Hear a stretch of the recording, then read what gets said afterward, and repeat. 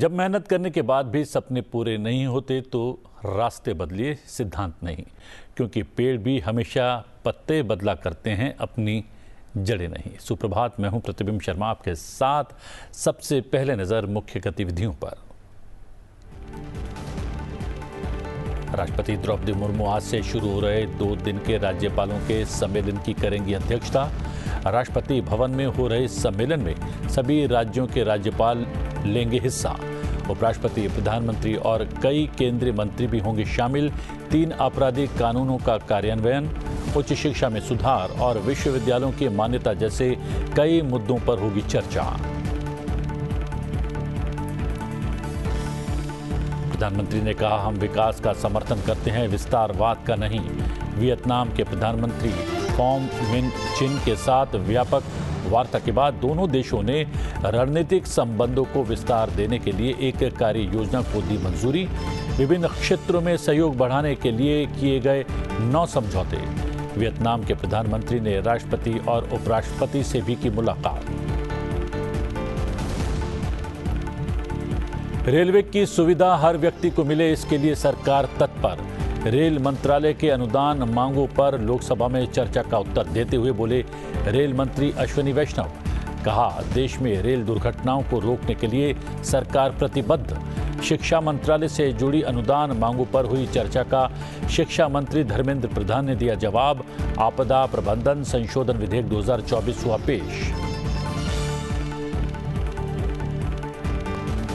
Japan की प्रतिनिधि सभा हाउस ऑफ रिप्रेजेंटेटिव के अध्यक्ष नुकागा फुकुशिरो ने संसद भवन में उपराष्ट्रपति एवं राज्यसभा के सभापति जगदीप धनखड़ से मुलाकात। दोनों पक्षों ने भारत जापान विशेष रणनीतिक और वैश्विक साझेदारी को और मजबूत करने की अपनी प्रतिबद्धता को किया रेखांकित।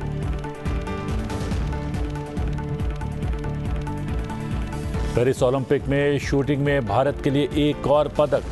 पुरुषों की 50 मीटर राइफल 3 पोजीशन फाइनल में स्वप्निल कुसाले ने जीता कांस्य पदक। राष्ट्रपति, उपराष्ट्रपति और प्रधानमंत्री ने दी बधाई।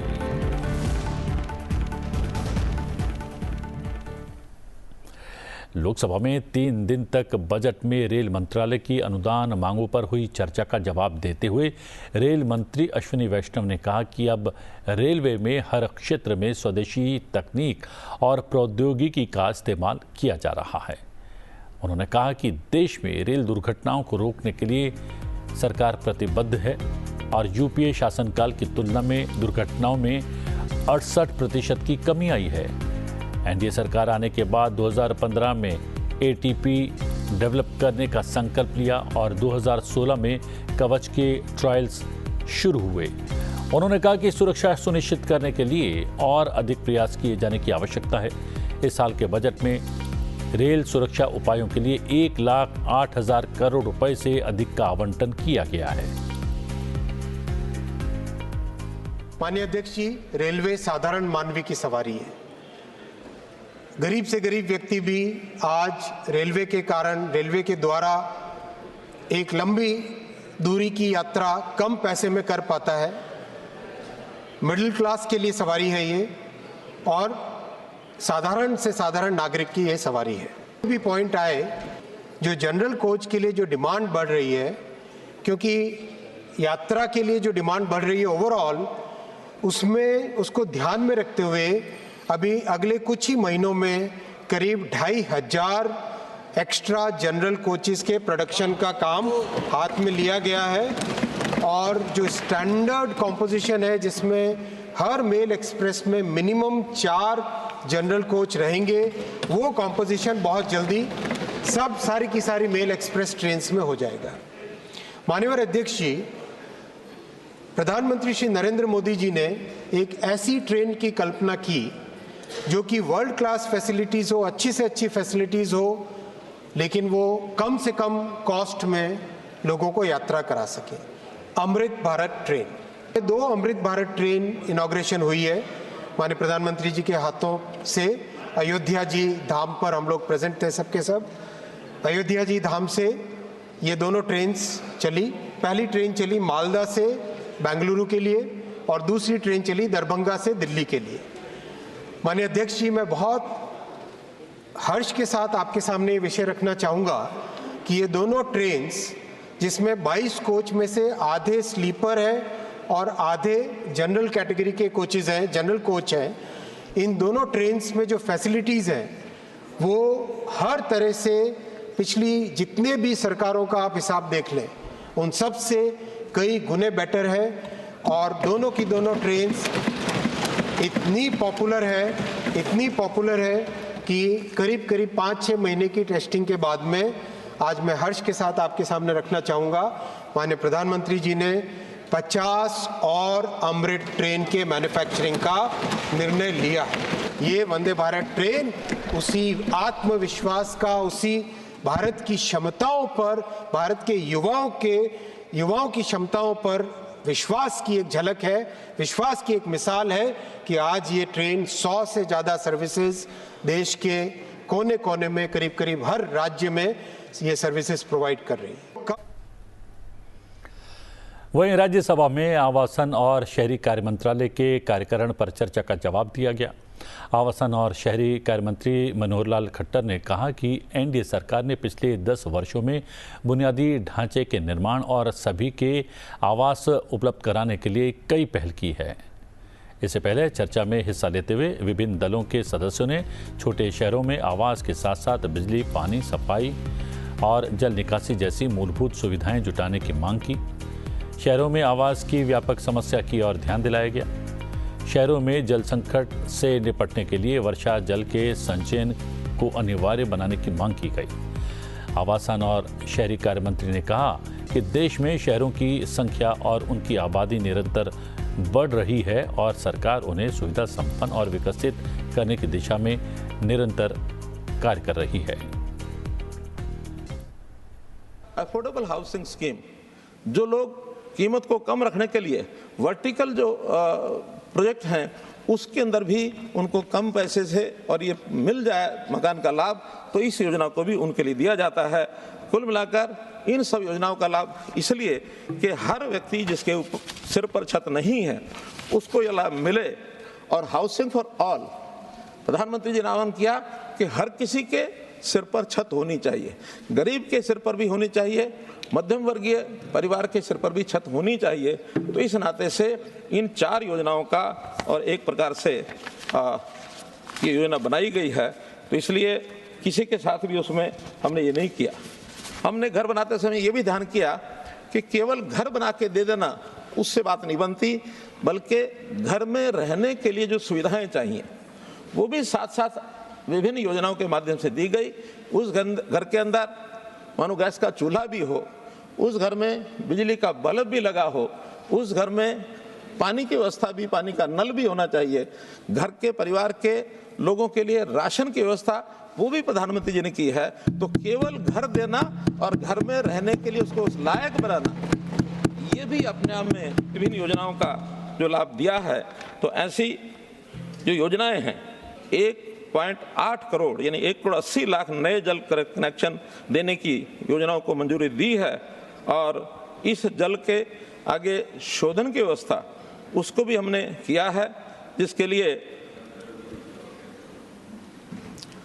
जलापूर्ति लाइनों का 70,000 किलोमीटर का और मंजूरी दी गई है।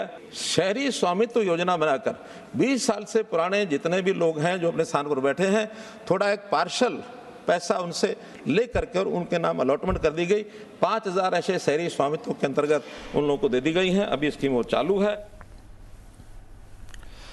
आइए अब नजर डालते हैं दोनों सदनों में आज के कामकाज पर। सबसे पहले जानते हैं लोकसभा के कामकाज के बारे में। प्रश्नकाल के दौरान सदस्य विभिन्न मंत्रालयों से जुड़े प्रश्न पूछेंगे, जिसका उत्तर संबंधित मंत्रालय की ओर से दिया जाएगा। विभिन्न मंत्रालयों से जुड़े पत्र सभा पटल पर रखे जाएंगे।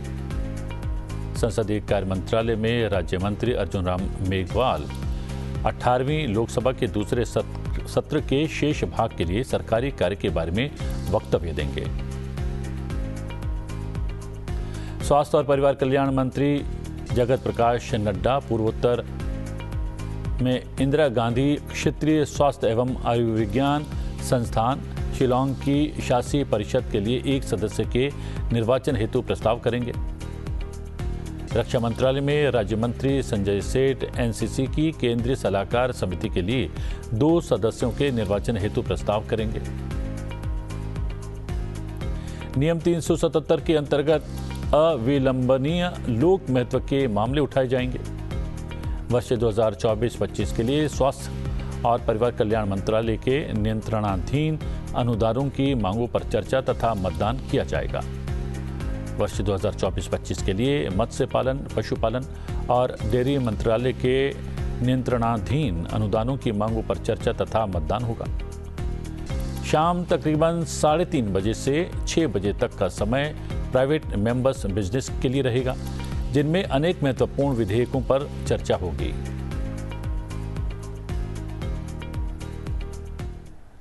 आइए अब जानते हैं राज्यसभा के कामकाज के बारे में।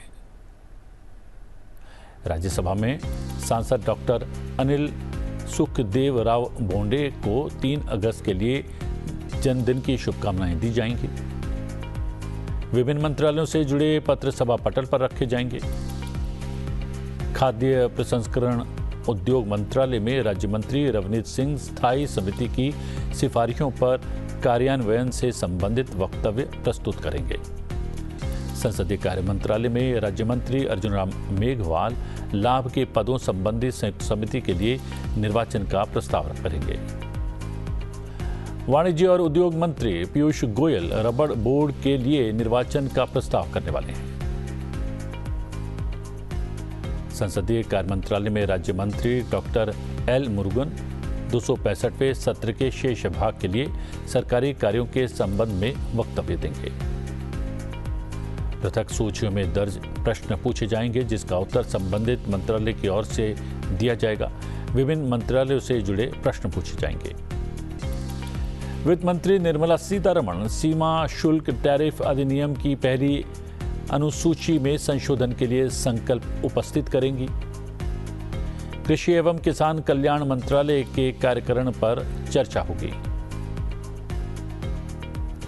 दोपहर 2 बजे से शाम 4:30 बजे तक का समय प्राइवेट मेंबर्स बिजनेस का रहेगा। नवीन और नवीकरणीय ऊर्जा मंत्रालय के कार्यकारिणी पर चर्चा होगी।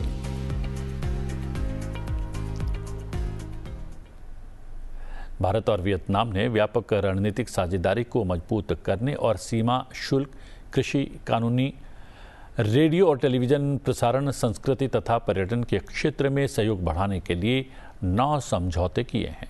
प्रधानमंत्री नरेंद्र मोदी और वियतनाम के प्रधानमंत्री फाम मिन चिन ने गुरुवार को दिल्ली के हैदराबाद हाउस में द्विपक्षीय बैठक की।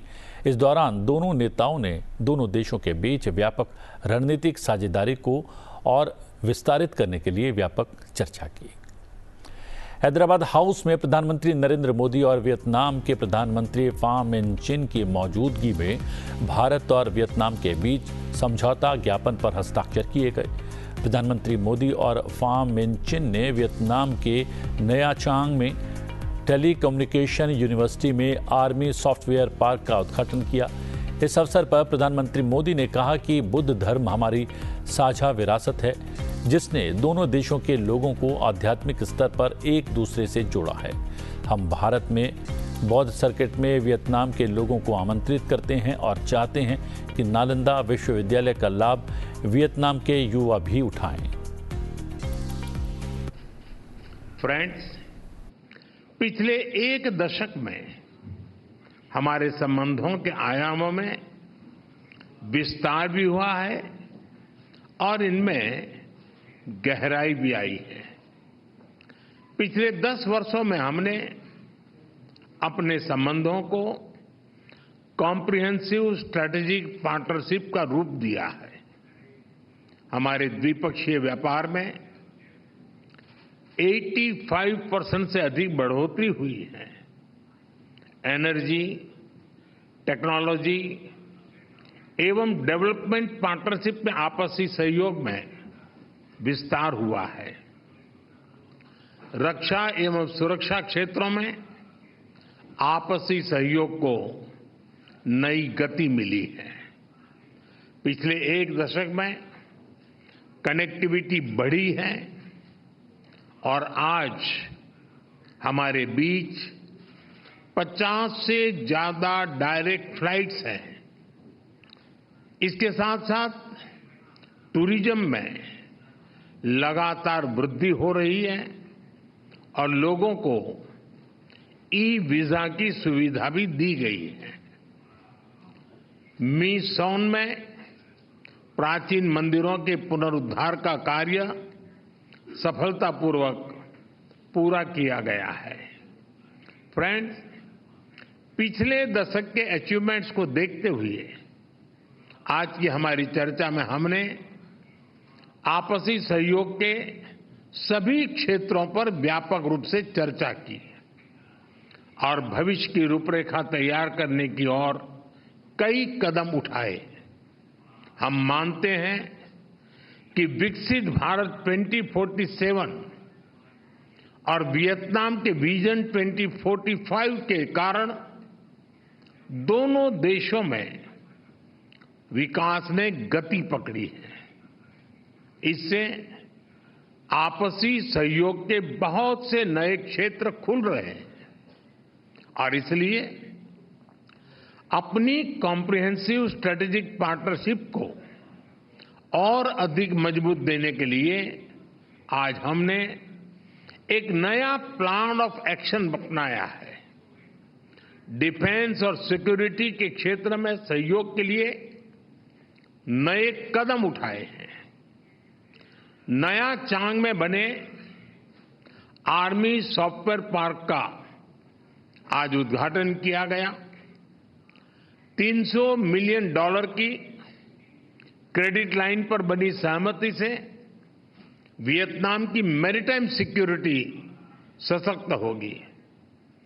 हमने यह भी तय किया है कि आतंकवाद और साइबर सुरक्षा इस विषयों पर सहयोग को बल दिया जाएगा।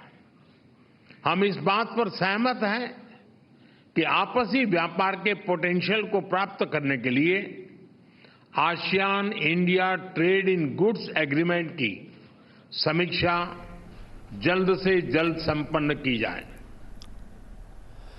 भारत की 3 दिवसीय यात्रा पर आए वियतनाम के प्रधानमंत्री फाम मिन चिन ने गुरुवार को राष्ट्रपति भवन में राष्ट्रपति द्रौपदी मुर्मू से मुलाकात की। राष्ट्रपति ने विश्वास व्यक्त किया कि प्रधानमंत्री चिन की यात्रा भारत वियतनाम व्यापक रणनीतिक साझेदारी को और मजबूत बनाने में सहायक होगी। वियतनाम के प्रधानमंत्री का भारत में स्वागत करते हुए राष्ट्रपति द्रौपदी मुर्मू ने कहा कि भारत वियतनाम संबंध घनिष्ठ सांस्कृतिक और ऐतिहासिक संबंधों की मजबूत नींव बने हैं। उन्होंने कहा कि वियतनाम भारत की एक्ट ईस्ट नीति का एक महत्वपूर्ण स्तंभ है और हमारे इंडो पैसिफिक विजन के लिए एक महत्वपूर्ण भागीदार। उन्हें ये जानकर खुशी हुई कि हमारे द्विपक्षीय जुड़ा और राजनीतिक आदान प्रदान से लेकर रक्षा साझेदारी, व्यापार, वाणिज्य और निवेश, विकास सहयोग, सांस्कृतिक संबंधों और लोगों से लोगों के संपर्कों तक सहयोग के व्यापक क्षेत्रों में विविधता पूर्ण हो गए हैं। दोनों नेताओं ने हमारी साझा बौद्ध विरासत और सभ्यतागत संबंधों पर ध्यान दिया और वियतनाम में विरासत स्थलों को बहाल करने के लिए चल रहे सहयोगी प्रयासों पर संतोष व्यक्त किया।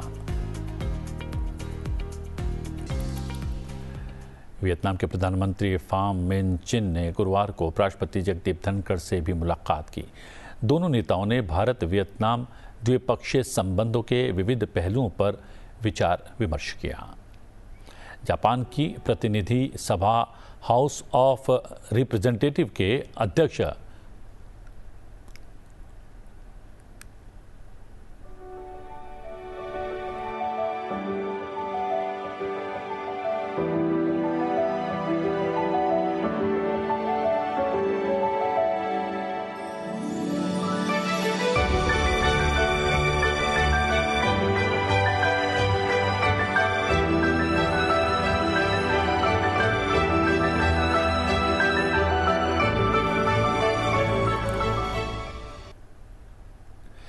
इस बीच जापान की प्रतिनिधि सभा हाउस ऑफ रिप्रेजेंटेटिव के अध्यक्ष नुकागा फुकुशिरो के नेतृत्व में एक जापानी संसदीय और व्यावसायिक प्रतिनिधि मंडल ने गुरुवार को संसद भवन में उपराष्ट्रपति एवं राज्यसभा के सभापति जगदीप धनखड़ से मुलाकात की।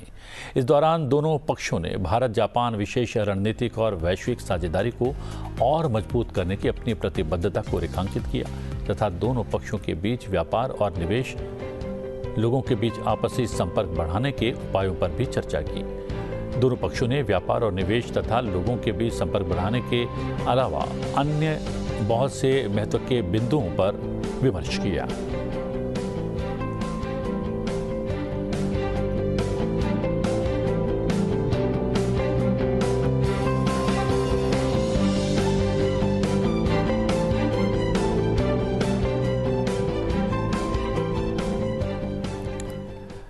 राष्ट्रपति द्रौपदी मुर्मू आज से राष्ट्रपति भवन में शुरू होने वाले राज्यपालों के 2 दिवसीय सम्मेलन की अध्यक्षता करेंगी। ये सम्मेलन राष्ट्रपति की अध्यक्षता में होने वाला राज्यपालों का पहला सम्मेलन होगा।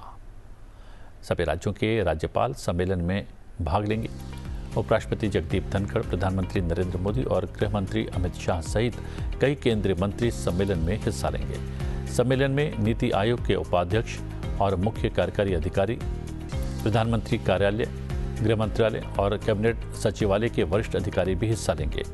सम्मेलन के एजेंडे में 3 आपराधिक कानूनों का क्रियान्वयन, उच्च शिक्षा में सुधार और विश्वविद्यालयों की मान्यता और फोकस क्षेत्रों का विकास शामिल है। और अब बात पेरिस ओलंपिक की। स्वप्निल कुसाले ने पेरिस ओलंपिक 2024 में भारत को तीसरा ब्रॉन्ज मेडल दिलवा दिया है। स्वप्निल कुसाले ने 50 मीटर राइफल 3 पोजीशन में ये पदक अपने नाम किया। इस दौरान स्वप्निल कुसाले ने इतिहास रच दिया। Swapnil Kusale 50 metre rifle 3 position में मेडल जीतने वाले पहले भारतीय खिलाड़ी बन गए हैं। फाइनल में उन्होंने 451.4 पॉइंट्स के साथ ब्रॉन्ज मेडल को अपने नाम किया। चीन के लियू यूकान ने 463.6 पॉइंट्स के साथ गोल्ड मेडल जीता, जबकि यूक्रेन के शूटर शेरी कुलिश ने 461.3 अंक के साथ सिल्वर मेडल अपने नाम किया।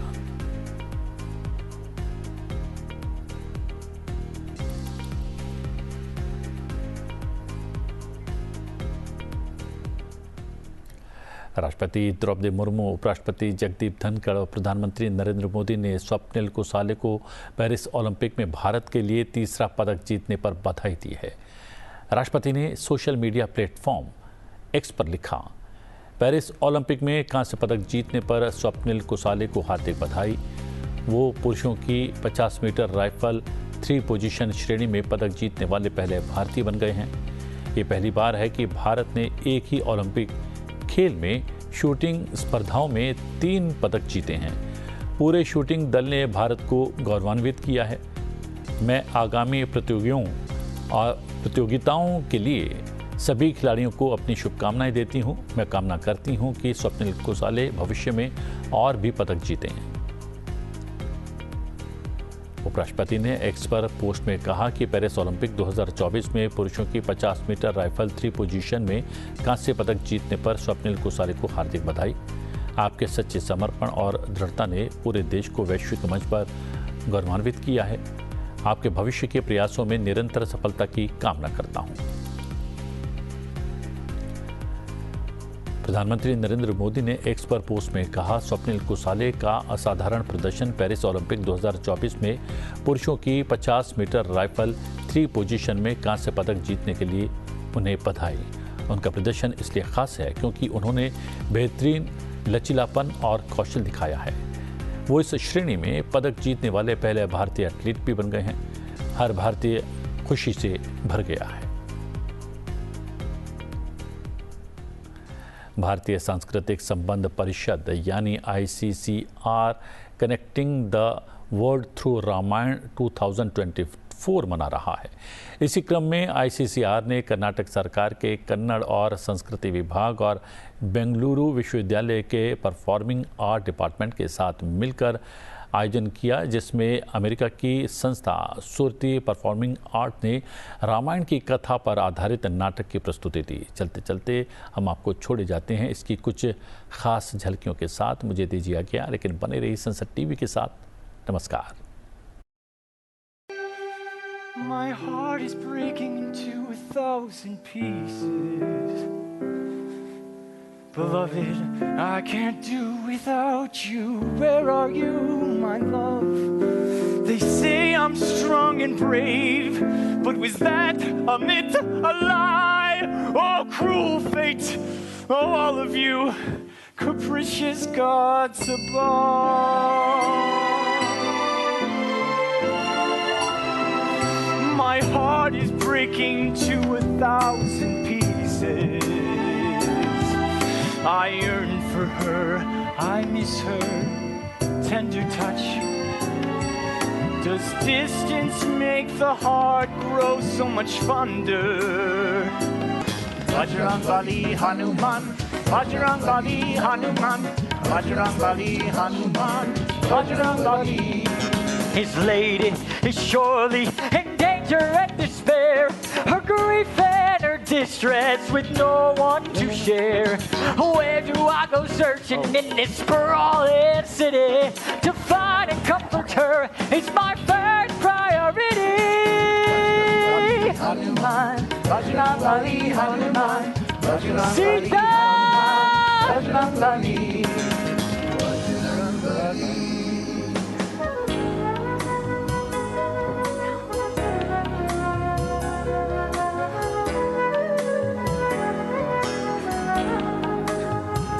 After a long search, lady, I found you at long last. Don't look so hopeless, wretched and downcast. Oh, weep no more, I will come to your rescue. Oh, how he moans and frets, and how he pines for you. Who are you? I don't know you. I've never met you. How can I trust you?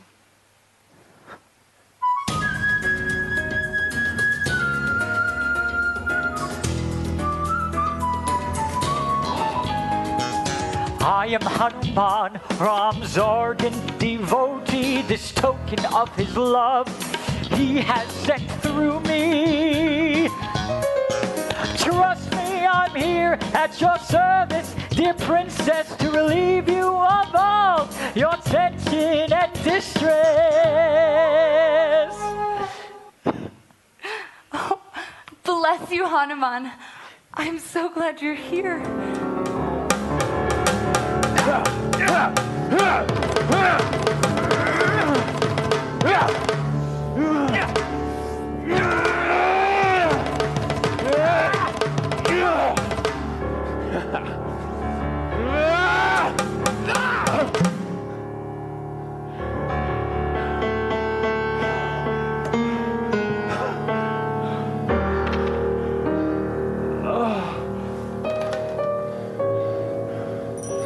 Ram, I never meant to play foul with Sita.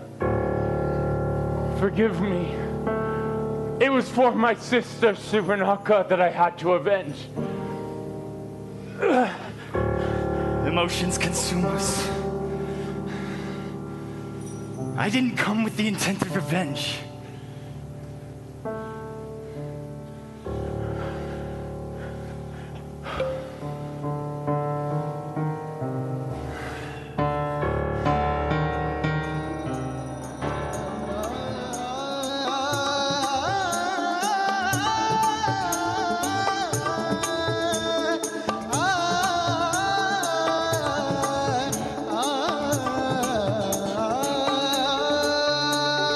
Niza niza niza pa ma pa ma pa ma pa ma pa re re ma pa niza re ni za ni pa ni za ni ba pa ma re ma ga re ni re sa sa ma ma re re pa pa ma pa ni ni za re za ni za re ma re za da pa ma pa ni za re za.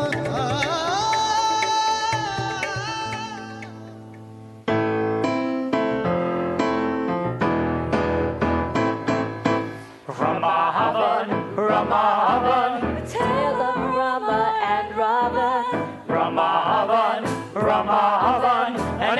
journey for everyone. Ramahavan, Ramahavan.